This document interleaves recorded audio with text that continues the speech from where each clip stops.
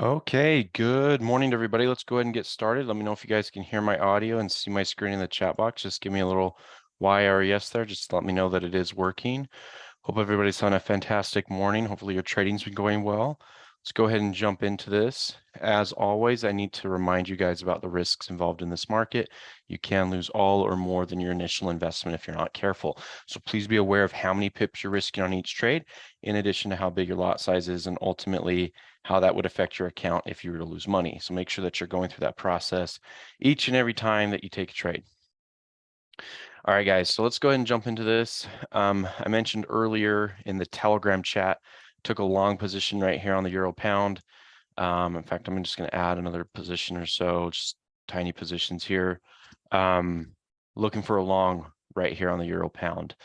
It's obviously breaching the lower Bollinger Band on a 5-minute chart. We're coming into a demand area, which is also perfect. Let's see, what else do I like about this trade? It's been up mostly all day, so I like that we're having a pullback when this market's been mostly up. So I feel like that's a really good sign. Okay, sorry about that. So yeah, in my opinion, it's looking pretty good that way. So I like this for a traditional banker's close trade. We also have our other trades going on, which is awesome. But this to me looks like a really, really good trade that I'm looking forward to taking today. So yeah, go ahead and for those of you that are here, go ahead and grab a long position on the euro pound. I think that's going to be a good one. And then let's see. Perfect. You technically could short the pound franc too if you wanted. That's not necessarily a bad option either. Like you could definitely do that if that's something you wanted to do. The euro franc technically is lining up for a short. I guess you could do that one. It does not look as good to me. You can kind of see here the choppiness over here. So don't really like the way it's kind of lined up, and these candlesticks are pretty weird. I think that might be rollover, actually, those candlesticks, but otherwise, yeah, this euro pound looks really good for a banker's close trade, like I said. In fact, let me actually pull up what I like specifically about it in terms of structure and things like that. Let's go over here. Yeah, so on this euro pound 5-minute, recently this happened just this morning. You had a break in this upper resistance here. You could also label this as resistance or a structure point. So we just recently broke that. And now this market is finally pulling back into this demand area right here. And so we had the fact that we're in the banker's close hour, a break in the lower Bollinger Band, coming into a demand area. This is the type of banker's close trade that looks really, really good.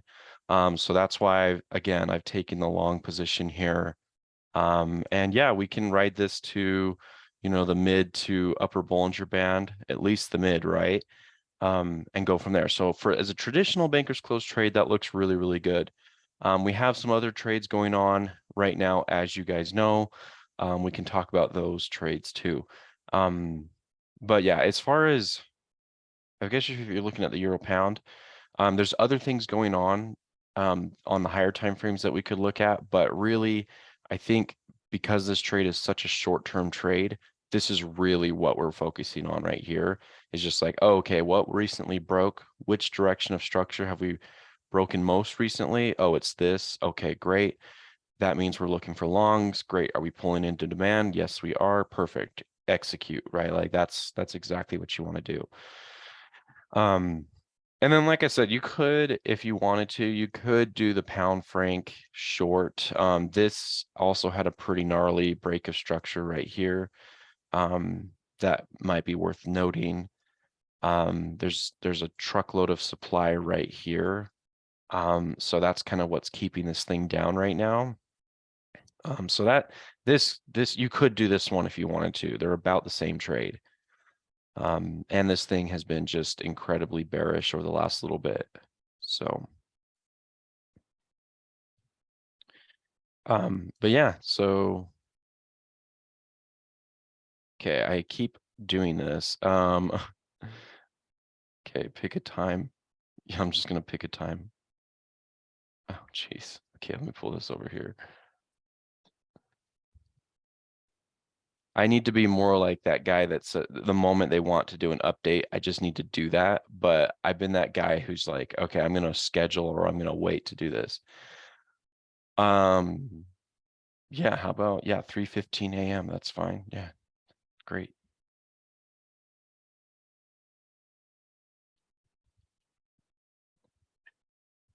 Awesome.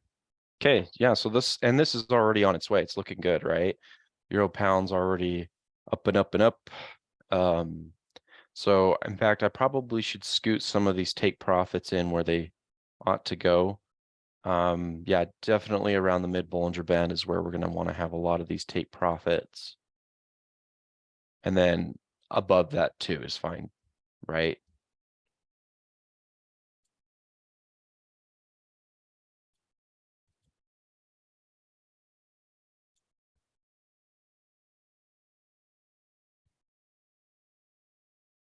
Okay, that should be good.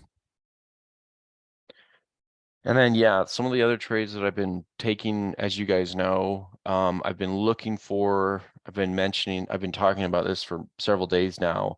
I've been looking for long positions on the dollar yen and long positions on the pound yen. Pound yen, you actually might have a pretty good, or at least you did have a pretty good area to buy at down here, right? We created a double bottom, and this double bottom is nice because it really respected the demand that was right here because it did not breach this old low, right? So this low that just happened probably about 30 minutes ago did not break this low, and that's good news, right?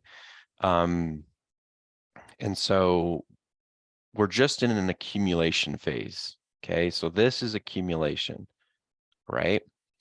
I don't really trade these types of things, but you technically could say that I guess you could argue that we're forming like a W pattern. I used to be into this like 10 years ago. Not as much anymore, but you know, I always see this kind of stuff. I just train my eyes to see it. Like a little W thing going on here. That's one way to look at it, or you could say that this is the I guess that's an M, but W in the making type of thing. Anyway, like I said, I don't know why I showed you that. I'm just saying like there's other reasons why it may be gearing up for a move to the upside. Oops, I got rid of that. Long trade.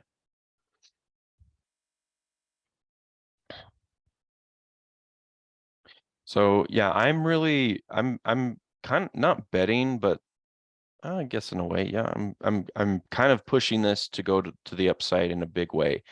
Um, Either I'm going to be right or I'm going to be wrong, right? So either this accumulation works out and we get a push to the upside, or it doesn't work out and I stop out, which either's on the table, right? Either's on the table. The only thing that makes me concerned about this one is the fact that its counterpart, or one of its counterparts, you know, the dollar yen, has done much better versus the pound yen. So this guy has been very responsive. You know, obviously we've been long on this trade too. We've been following the dollar yen to the upside for the last little while. Like we've been talking about, we've been looking for long positions for the last several days on this pair. We've had several good entries at different points to ride this up. I've taken this trade on multiple different accounts. I've got one on here and a few others on some other accounts. But yeah, this trade opportunity has had multiple entry opportunities. And I like that this one has already broken its most recent apex high. You can see that right here. That happened also about an hour ago, maybe a little less than an hour ago. It is pulling back at the moment. What I suspect is, you know, where would it pull back to? Probably demand, right? Like right to here. And then that could be another entry, right? So I'm trying to show you, like, you can have a trade setup, a trade opportunity that you're trading for several days in a row. Like, hey, I want to take this trade. This is the opportunity I want. This is the swing opportunity that I'm looking for. And you can re-entry, you can have several re-entries on something like this multiple times, which is really, really nice. So yeah, this is definitely one I'm still, again, I'm betting kind of big on this one too. Like, I'm just either this accumulation works or it doesn't, right? I may give this market, here's what I also suspect. I've seen this happen so many times. And I hate it, but it makes me wonder if it's brewing. Let me show you. So let me delete all this stuff. What I am worried about, and I've seen this happen so many times, is where is the real demand? Like, ask yourself that question. If you're looking at this chart here on a 5-minute chart, where is some other demand that hasn't been mitigated or tapped into yet? Well, technically, honestly, this hasn't even been tapped into yet. Like, I know it came down and popped up, but this hasn't been tapped into yet. And let me ask you guys a question. If you're a long trader, where do you think most people, and you can look at this objectively, but where do you think most retail traders have their stop losses if they are buyers? Probably just below that apex. And also at the same time, where is demand? Just below that apex. So I have seen this happen so many times, and I always get stopped out on great trades. So I have this, I'm just a little nervous about that happening. So instead of being nervous, I guess one way to look at it is, okay, how can I take advantage of that? Because we know that most retail traders have their stops right here, right where demand is going to be. So I really feel like this area on the dollar yen is going to be just a hot ticket, right? So if this pulls back to here, I do believe you're going to get a very large move leg to the upside. Okay. But it's going to be after the market has manipulated everybody out of this trade. So we know that they want to do this. We know they want to go bullish. Um, we we can tell because dumb money is shorting this right now. And there will be buyers. Like, there's also buyers. Like, obviously we're buyers, and I don't like to consider myself dumb money, but yeah, I am a retail trader, right? Like, I trade on retail brokerages, I look to get funded with places like FTMO and my Forex funds and so on. So yeah, I would consider myself as a retail trader. And so there's always long and short retail traders at any given time. So if the big banks wanted to send this even higher, how would they do it? Well, I think this is a perfect little setup for them.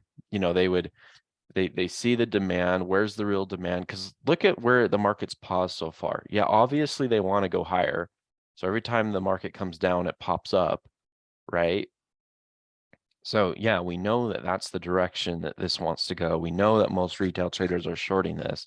So it wants to go higher. But if they wanted to shake out, if you were a big bank and you wanted to shake out most of the liquidity, how would you do that? It's right here. It would be done right here. So I'm actually hoping to, like, this is a recorded class. I'm kind of hoping that that happens so I can come back and be like, yep, I recorded that. I said that was going to happen.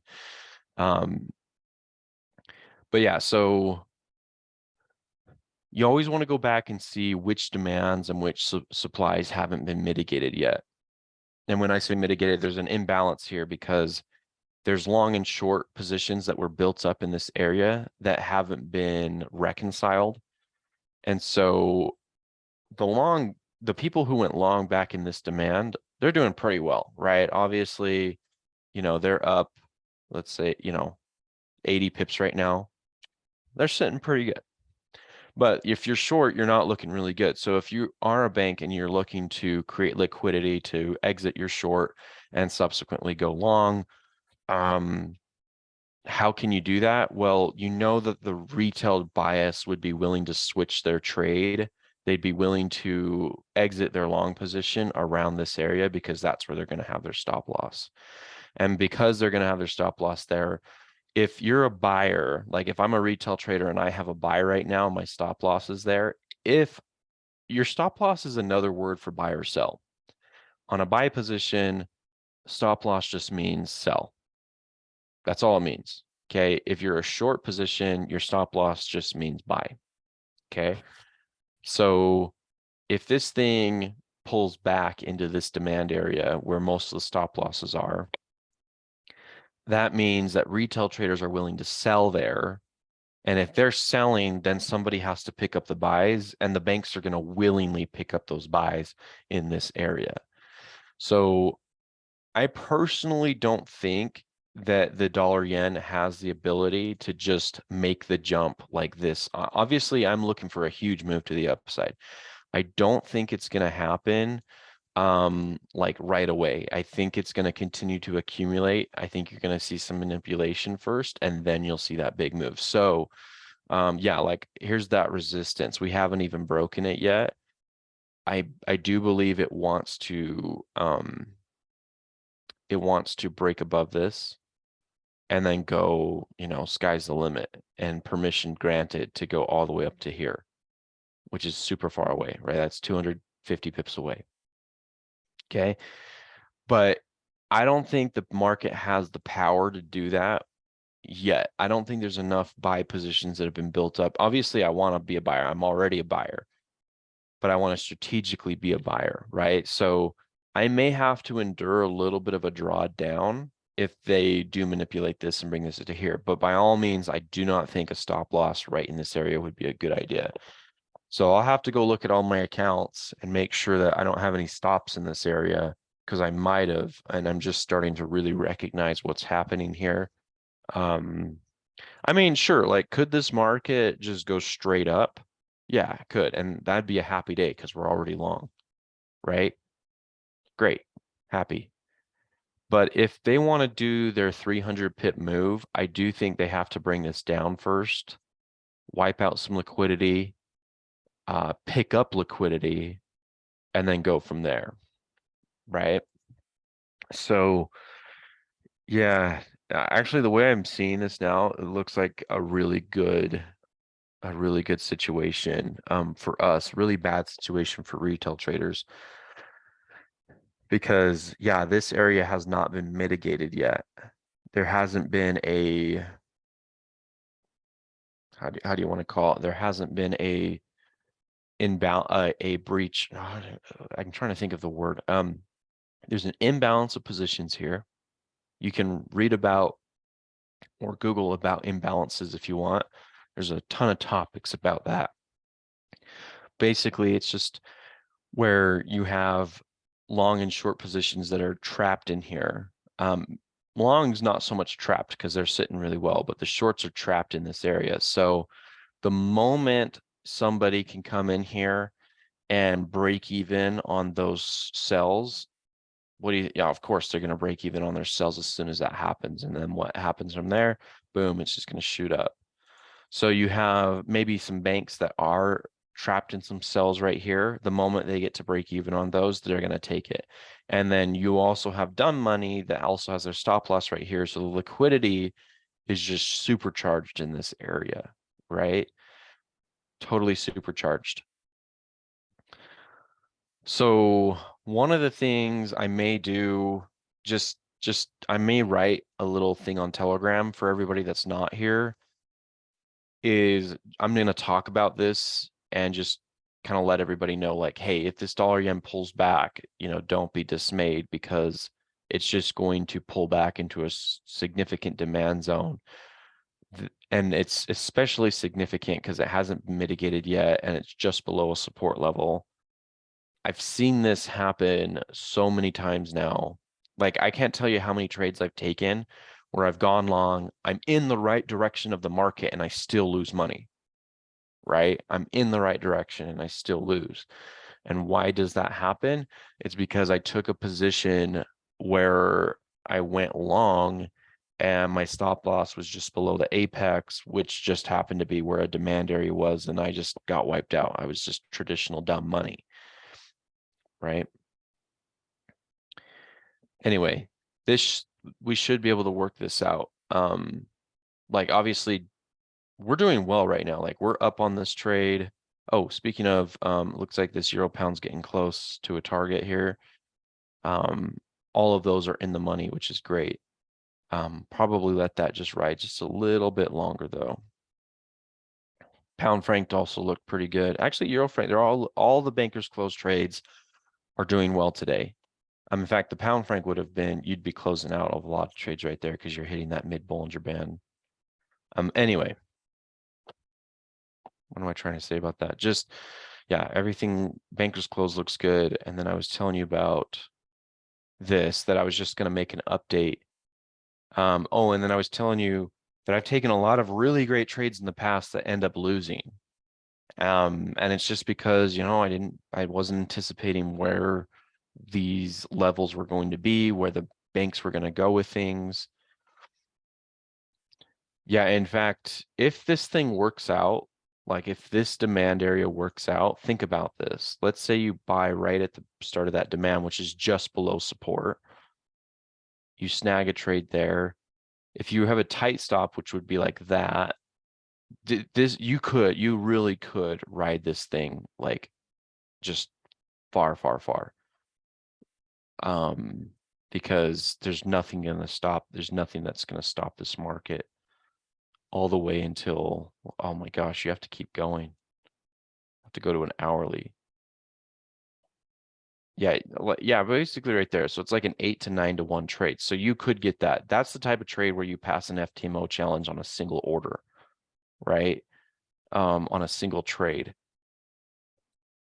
right? Because if you're going to make 300 pips on that trade, and you need to make, you know, I don't know, 10% on a trade, this is the type of trade where you can make about 10% on a single trade.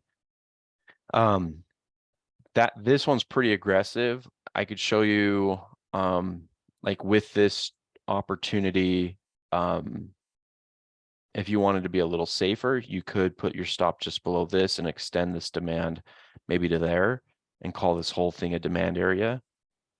That works too. Your reward to risk ratio diminishes just slightly. Now you're looking at, what is this? Oh, come on. A 5 to 1, whereas before you had like an 8 or 9 to 1. And this is the more conservative entry where you're going to get, I guess the other one's more conservative if you think about it, because you've got such a tighter stop loss, but it's aggressive in the way that you have like an 8 or 9 to 1 trade opportunity. Yeah, and I really do think, again, I'm recording this because I do think that's going to happen. Obviously, we're doing well now. I don't want you guys to freak out if the trade starts to go against us, because I think all that would happen is if it went against us is it would just break this support level right here, barely break that support level, come into this demand, and then immediately shoot up from there. That's what you're looking at on this opportunity. Okay. And that's where I come in. That's my job, to help you guys kind of help you see what's going on here, to kind of give you some extra set of eyes of what could happen. I've seen this type of trade set up many, many times in the past. Many, many times I've seen this exact thing where there's a demand just below support here. They want to shake out the buyers. How do they shake out? I mean, think about it. How many buyers do you think would be left of the retail traders if this thing came down into here? And they're already buying, let's say they're already buying and they have this sweet little area to put their stop loss. Oh yeah, most of them are going to get shaken out, and they're going to switch and go short at that point, which is perfect for them to go long. And then anyway, so we talked about the entry, like why this is such a good entry and what may happen with this trade opportunity.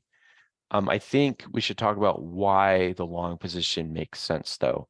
Because we've really talked about liquidity. like why liquidity is a big deal right now, and especially right here, and why this would be a great area to buy.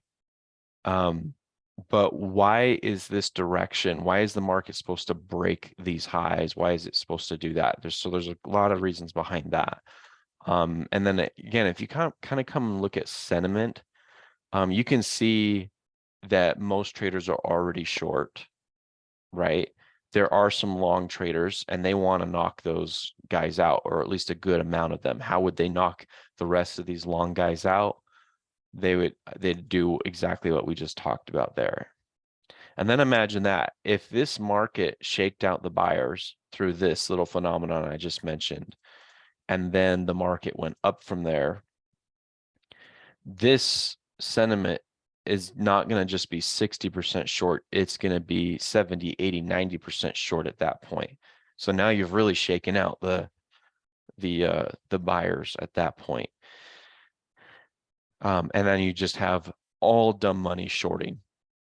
They're all just every dumb money, all dumb money out there is just basically short the dollar yen at that point. Okay. So there's that. And then the other thing in terms of price action that I like about this dollar yen trade, if you kind of, we've talked about this for the last couple of days. The last time the market came up to these areas, it kind of just came up on a single whim. It didn't really structure its and stair step itself the way up. This one's really made a really nice fortress. So you can see throughout here, I'll draw some things, right? You've got double bottoms, you've got reverse head and shoulders. I would call that a reverse head and shoulder, to be honest. You've got higher highs and higher lows forming, right? Significant demand levels that are also being formed along these legs, which again just kind of supports the narrative to the upside. The last time the market was up here, you really just didn't have this type of stair-step motion. Like you come back over here. In fact, this has been in the works since back here and here.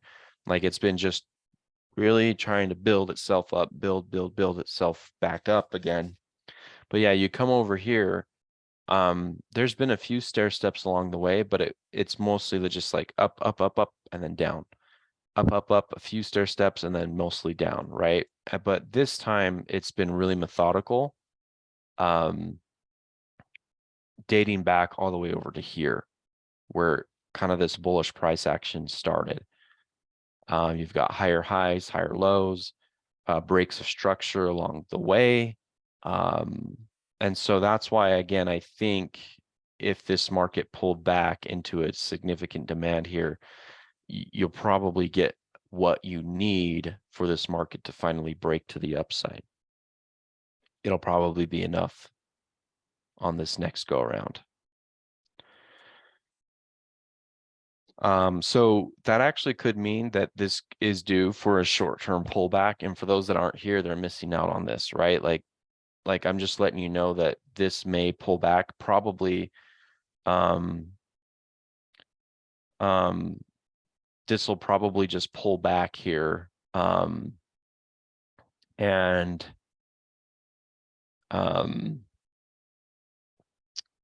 yeah, this will just probably pull back into this demand and then you'll see it go up. Quick question, guys. Did you guys have some trouble logging in today? I'm just getting a few messages from people saying that they've had some trouble getting into the class today. Was it kind of an issue getting here today? Like some people are texting me right now just saying like that the Zoom calendar didn't launch from, or the Zoom meeting didn't launch from the calendar, so no issues. Did you guys save the Zoom link, or did you guys just come straight? Did you go to the calendar first and then get here? I guess I need to ask that because the Zoom link should probably work. Save the link. Okay, so the calendar is probably not working for some reason. I'll have to look into that.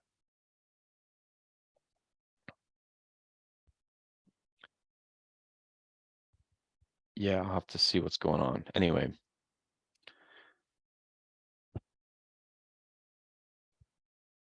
All right, so Anyway, I think we've pretty well covered this one, but I think the big takeaway, guys, is that the direction and bias ought to be long. And now it's just a matter of understanding what's happening here. So if this market pulls back and breaks this low, which I kind of really anticipate happening, there needs to be a way to basically we don't want to get stopped out on that because it's just going to be a great place to buy. And that's the worst thing is it's always nice to stop out when a trade is obviously going to go against you. But it stinks to stop out of a trade that's going to work out later, and you just turns out you stopped out at probably the worst time possible. So I'll probably make an update on Telegram, just kind of going over that because I think that's a really important piece, especially because there's not a ton of people here today. And hopefully some of them can come back and watch the recording. I'll have to apologize and see what's going on with that Zoom calendar. But yeah, that's kind of what I see going on there. All right.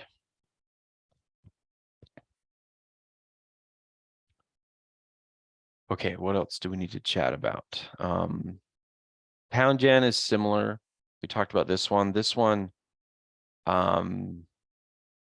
we may need to look for some more significant places to buy on this one. I'm a little bit nervous that it's, and I'll have to look into this one. I may actually either stop out or if I'll have to see what trades I have. I think I have a few that are down. I might have a few that are positive. We'll see.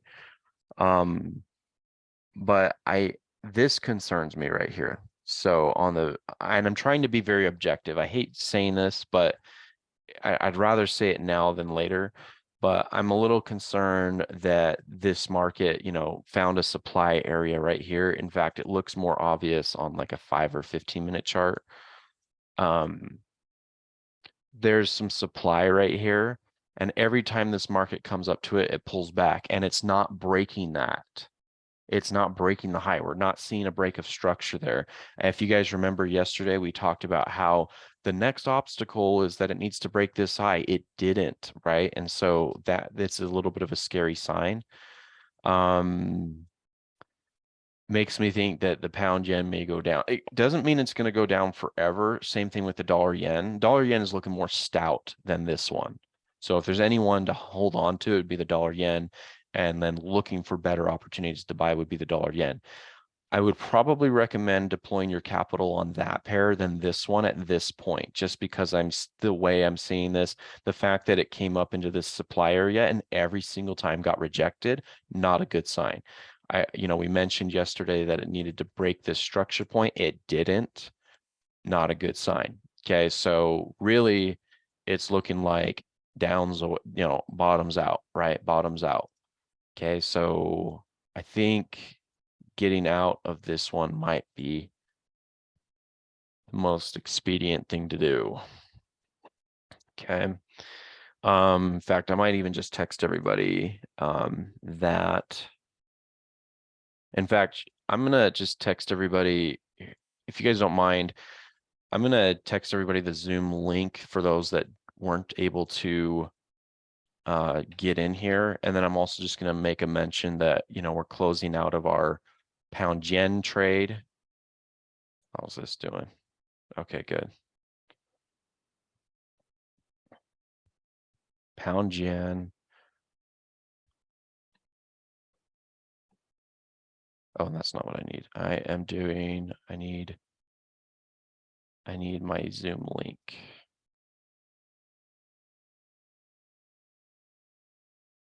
Actually, this is the link right here. That's all I need.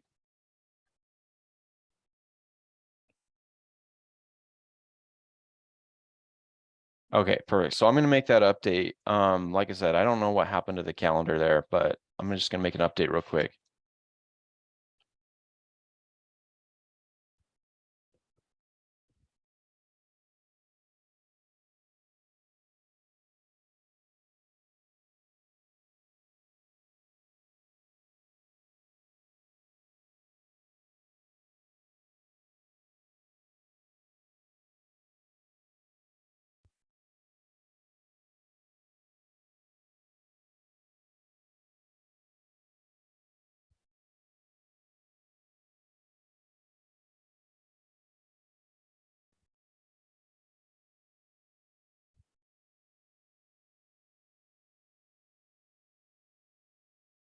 About to close the.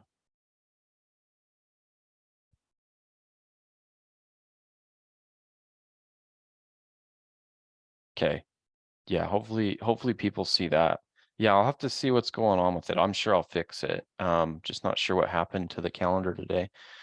Anyway, so I just sent an update for everybody that's not here, and then also just letting them know like our analysis briefly. I'm sure I'll make a bigger note later, but like I said, um the pound yen is not looking good right at this point. Okay. It did. There's a couple of things that were looking good, like right here. It basically came in demand and popped up, but now it's coming back down again. But this is the most scary point, is the fact that it came up into this supply area and it's just been rejected how many times? 1, 2, 3, 4, 5 times it's been rejected in that area. So not good. So if anything, we actually should probably start looking for shorts on the pound yen, not longs. So anyway, I'm just trying to protect capital. So if I see the red alert, I'm gonna just close, right? I'm just closing the trade, getting us out as soon as we can. But again, for those of you that came in a little later or are watching the recording, the dollar yen long is still a really great trade. In fact, look at this. Just came into this demand right here, and look what it's done. It's already bounced off, and this just happened in the last 5 minutes. It's already bouncing off of that demand area. So that looks good. But for those of you that kind of came in late, the dollar yen looks good because it's obviously doing better than its counterparts. It's holding itself. It's being more stout than its counterparts. And then lastly, there's a really significant demand here imbalance that has not been mitigated yet. So when this thing comes into here, if it comes into here, which I do think it will at some point, you should get a very aggressive bounce off of this area. And I'll probably, like I said, make a Telegram post as to why you're going to get such an aggressive bounce in this area if we can get the market to come to that. And so I do think your money is probably better spent, and you'll probably make more money going with this guy over the pound yen. So I would just recommend being patient with that. All right. And actually, if we look at sentiment, I'm curious, it's kind of mixed. It's still 67% short and 33% long on the pound yen. So it's not necessarily a terrible trade because, yeah, most dumb money is shorting it right now. So buys are on the table. But I do think the dollar yen buys are going to work out much better. And you can just read that from the price action that we've looked at today. All right, guys. And then in terms of the banker's close trade, obviously just letting the euro pound run. So far, so good. I've been pretty happy with the way this has played out today so far. We're basically hitting a mid Bollinger Band right now. I don't think we have a ton of profits to show for it yet. Yeah, like my best trade's only up 4 pips right now. So definitely going to let some of these run a little bit still. I think the euro pound still has more that it can go before we close that trade.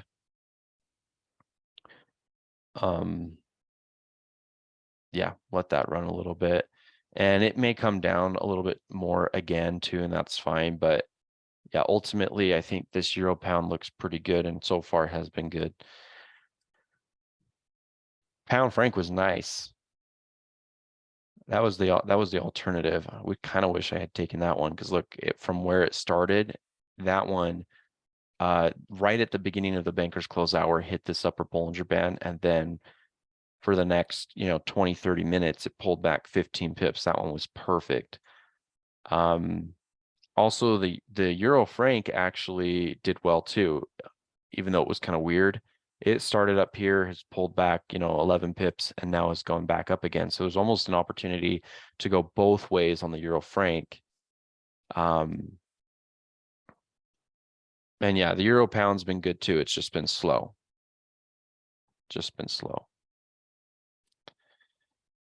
All right.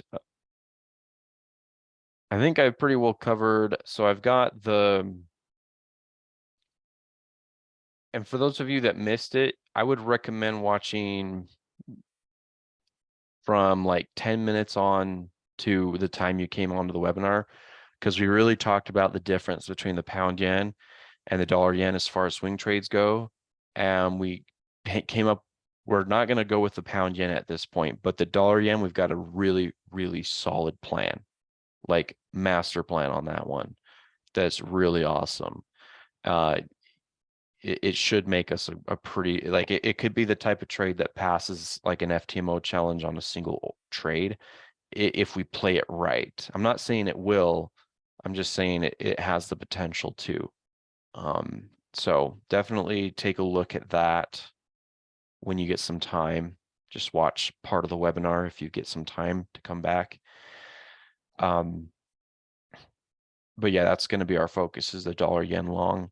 But one of the things, just for those of you that logged in later, just so that you know, we do anticipate the dollar yen actually pulling back quite a bit into this demand area and then pop up. So although I am long, just realize that just going long right now has the potential to lead to a significant drawdown before you get your big move, because this is our target area for buys. I'm just waiting for that. If it strikes in there, I'm deploying capital in that area. So anyway. Okay, and if you guys have other questions about anything else we've talked about, let me know. Throw in your questions in the chat box. If you've got something else you want to talk about, a different currency pair you want me to look at, whatever it be, just let me know. I'd love to kind of analyze that with you. But I'm just waiting. I'm just waiting on the euro pound long. I think I've been telling you guys, yesterday I was working, I have a Forex robot that I'm working on right now. I've been learning, I think I've shared this with you guys a little bit. I've been learning how to code a little bit too. Just trying to build my Forex robot out. So far, pretty good results on, I've got a few settings that I've been testing on my Forex robot that I'm pretty excited about. I've actually got it running on an FTMO account on some like low settings. So far, pretty happy with it. At some point, I would like to share this with you guys. I just don't know how or when, but I do want to share what I've been able to put together with you guys. I think you'll love it. It's been pretty awesome.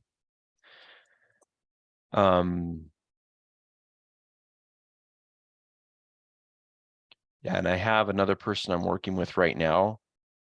He's helping me. We're doing another robot, another Forex robot to trade specifically the banker's close trade of London, Tokyo, and Sydney, because as you guys know, you can trade the Tokyo and Sydney banker's close, but usually it's a very inconvenient time. Like the banker's close is around for Sydney, it happens at midnight my time, which is 2 a.m. Eastern.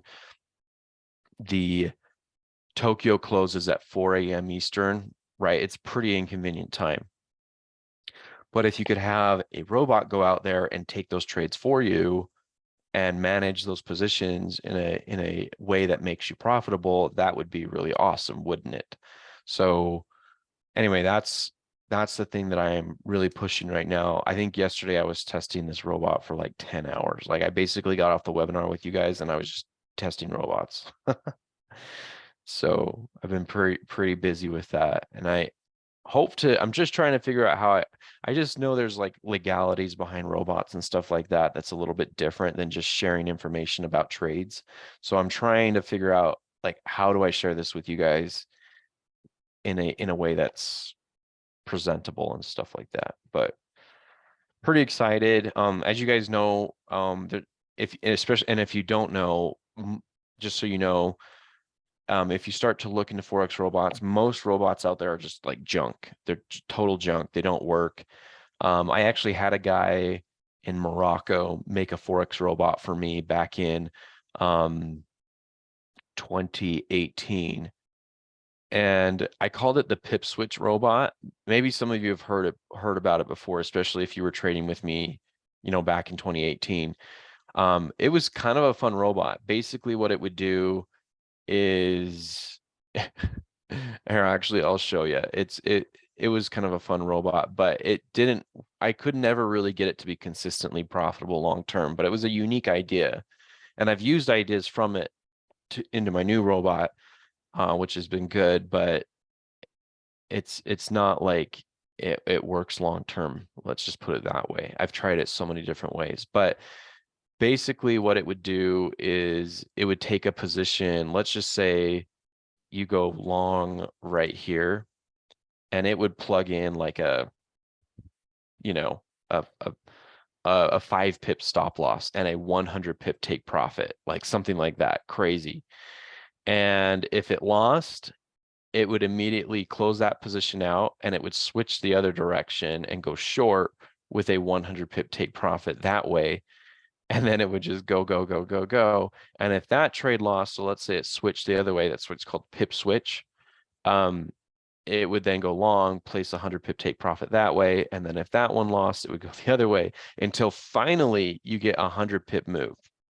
So it would just switch back and forth until you got 100 pip move. And then the other feature that I added onto it is you could actually slightly increase the lot size at any pace that you chose.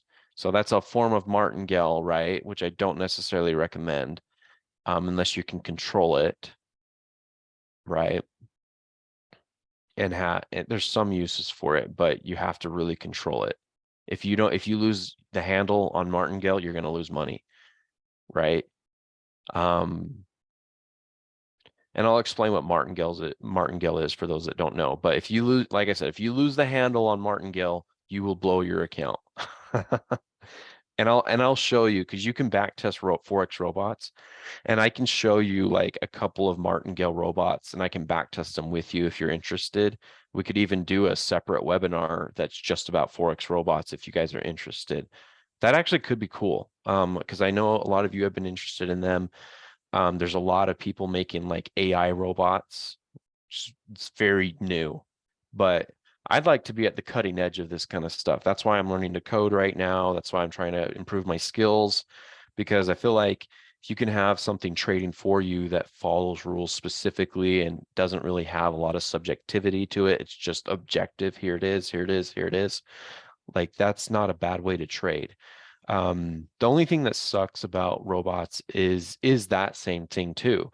You know, sometimes it's kind of nice to have some subjectivity to your trades, in certain circumstances. I would say most of the time subjectivity leads to loss long term, but sometimes you can see, for example, like, oh, hey, tomorrow's Brexit, or tomorrow's a big interest rate hike or whatever. I don't want my robot to run during that. You know, you can see that the robot can't. But a lot of robots now, I actually know some guys that have put together some robots that link up to Forex Factory and can literally see like which trades are, they can link up to Forex Factory, and they can see the news that's coming, and they switch off automatically when a certain news event comes out. They can switch off on weekends. You can tell it not to trade at rollover. Like, there's a lot of things you can do nowadays, which is really, really cool. Anyway, so that was Pip Switch robot, and it was very interesting. Its equity curve often looked like this. It was kind of like, you know, down, down, down, down, down, down, down, down, down, and kind of sloped down, and then boom, big win. And then it was like down, down, down, down, down, down, down, and then boom, big win. And it would actually go a long time. Like, it would actually make money long term for a little bit, and then you'd have one certain market condition that would come up where the robot just did not perform well, where it would just consolidate in a range too long that just kept going down like that. And that's usually how martingale systems work out. They're fun and pretty for a little bit, like that, and then at some point they just go like that and they lose everything. So you have to be careful. That's why it's so hard and delicate to make a lot of these systems, because they do require a lot of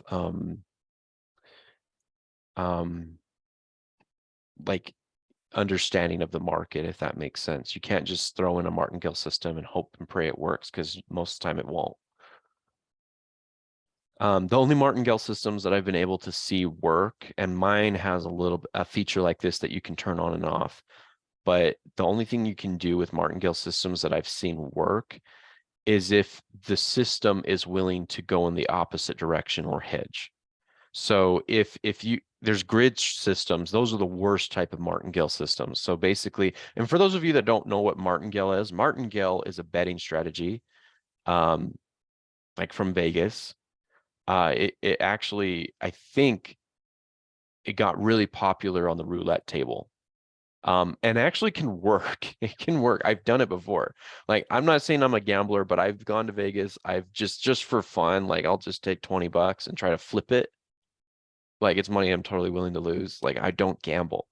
But like it's just a fun thing to do. Like, I'll go there, you go to a roulette table, let's say you bet red. Okay, you bet red and then you lose. Okay, you put $1 on red, you lose. And then you go to black on the next one. So you just switch directions. You're not just staying on red until red works out. You're saying, okay, red didn't work out. Now I go black, right? And you go $2 on black. And if black wins, you cover the loss of red and you made a buck. Okay. But the problem is that if you go black and then it goes back to red or green, which happens every once in a while, right? Then you're just doubling down, you're doubling down, you're doubling down. And then what can happen is you may not have enough money to double down anymore.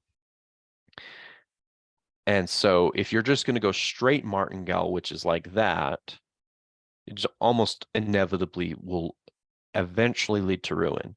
You could go a dozen times doing that exact system, what I just told you, and you could probably make it work. And that's the lure of martingale, and that's the lure of gambling, is that it might work actually. You might be able to flip your $20 and have a pretty good shot at it. That's why a lot of people do it. It's because it might actually work, probably will work.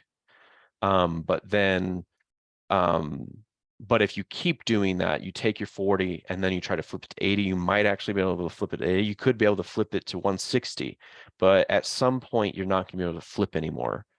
And you're going to have too many switches back and forth and too many double downs that eventually it just blows up. So, and the casinos know that.